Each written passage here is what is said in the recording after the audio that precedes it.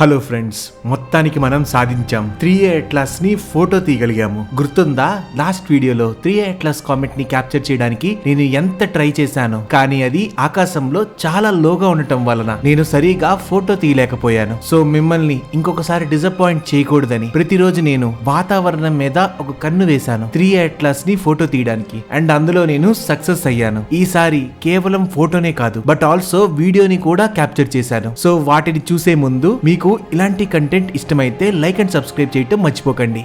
Topic లోకి వస్తే, శాస్త్రవేత్తలు 3A atlas comet December 19th మన భూమికి దగ్గరగా రాబోతుందని చెప్పారు. సో నేను అప్పటి వరకు వెయిట్ చేయకుండా డిసెంబర్ 14th నా టెలిస్కోప్ ని మా మిద్ది మీద సెట్ చేసి 3A అట్లాస్ కామెట్ కోసం వెయిట్ చేశాను. అరౌండ్ 3 AM కి 3A అట్లాస్ కామెట్ ఆకాశంలో కనిపించడం స్టార్ట్ అయింది. సో నేను వెంటనే నా టెలిస్కోప్ ని 3A అట్లాస్ కామెట్ వైపు తిప్పి ఒక ఫోటో తీశాను. ఎందుకంటే లాస్ట్ టైం లా కాకుండా ఏమైనా కనిపిస్తుందా అని. ఇదే ఆ ఫస్ట్ ఇమేజ్.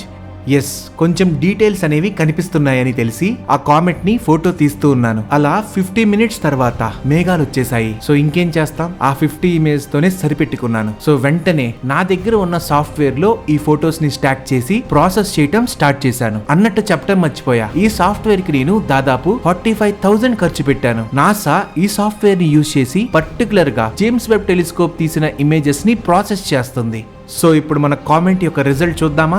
ఇప్పుడు మీరు చూస్తున్న ఫోటో అదే. మధ్యలో ఒక బాల్ లాగా కనిపిస్తుంది కదా, అదే మన 3A అట్లాస్ కామెట్. ఇంతకు ముందు చాలా డిమ్ గా ఉంది, బట్ ఈసారి చూడండి దాని యొక్క కోమా ఎంత క్లియర్ గా కనిపిస్తుందో. కోమా అంటే దాని చుట్టూ ఉంది కదా ఒక బాల్ లాగా, అదే కోమా.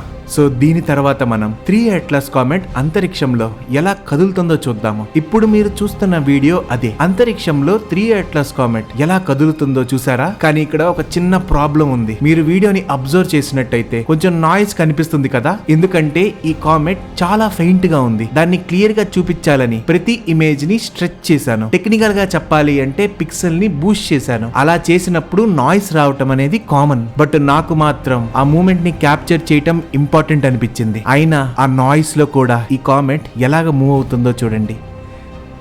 వావ్ అనిపిస్తుంది కదా. ఫైనల్ గా ఇలాంటి అద్భుతమైన కంటెంట్ కోసం లైక్ అండ్ సబ్స్క్రైబ్ చేయటం మర్చిపోకండి. Thank you.